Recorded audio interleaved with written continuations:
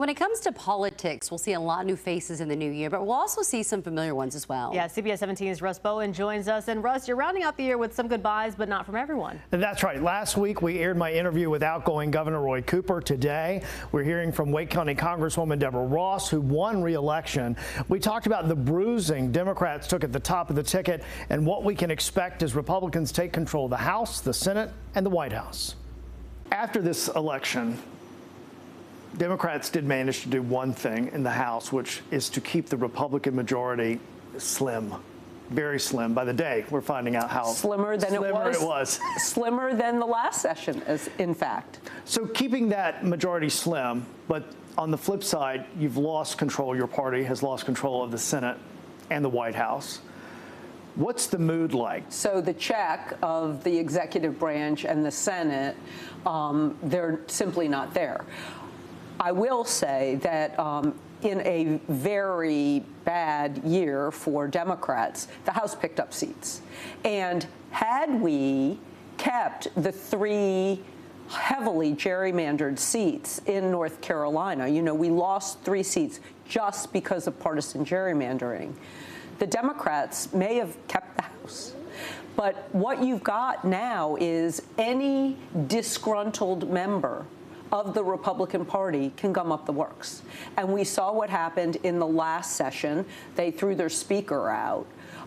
Bills failed on the floor. Rules failed on the floor.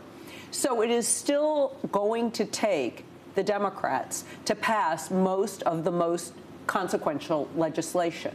And that is something that we are now very comfortable with, and it does give us some negotiation. I will say, there's going to be a lot of lobbying from the White House, and it'll be interesting to see who stands by their convictions and their constituents and who caves. Did it take very long for everybody to dust off their boots and wipe their tears and say, we've got work to do and move on?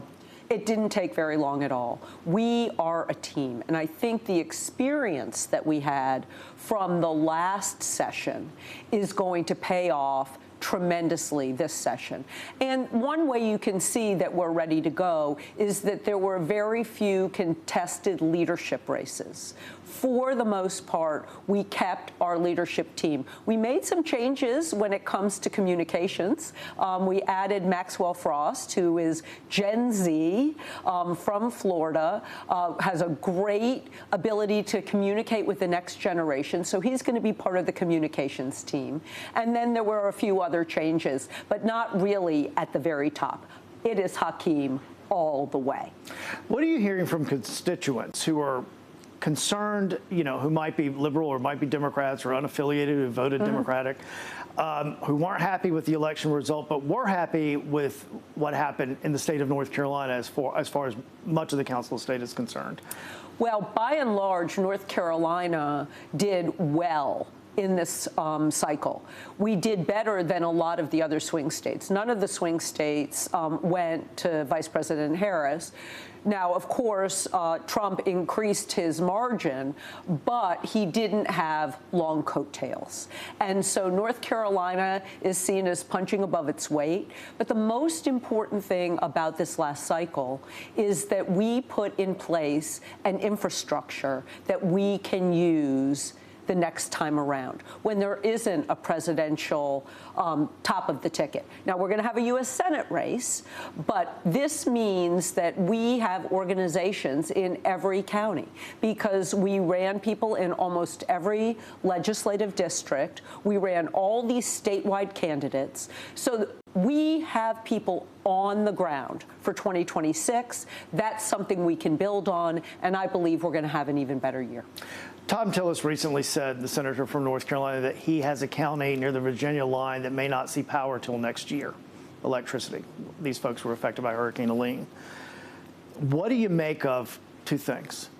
What do you make of what, and you're a former state legislator, what do you make of the politicization of funding on the state level and incorporating things that have nothing to do with Helene in this recent bill for hurricane relief? And not necessarily the exact same thing happening in Washington, but certainly we've seen what's happened on the Senate side. You've heard frustrations from Tom Tillis. You've heard frustrations from Ted Budd.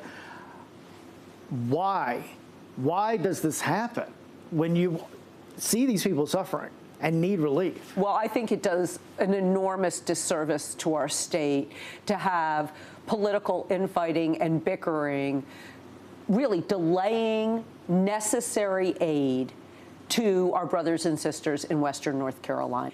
Now, I will say, in Washington, we had the governor-elect, many representatives of Western North Carolina. On both sides. On both sides, meeting all together, agreeing that we need to get as much money for disaster relief as we possibly can out of the disaster supplemental.